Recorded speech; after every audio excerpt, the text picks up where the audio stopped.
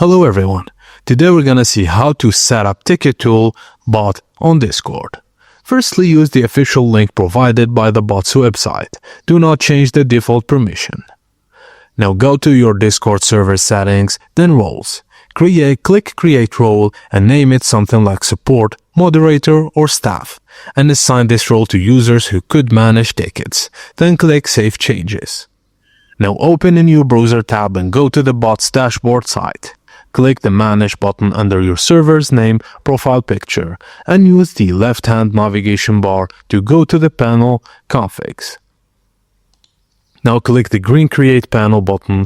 A pop-up will appear where you can set up panel name and confirm, then save it.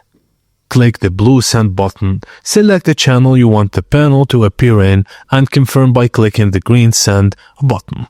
And that's it guys, thank you for watching and please don't forget to like and subscribe for more.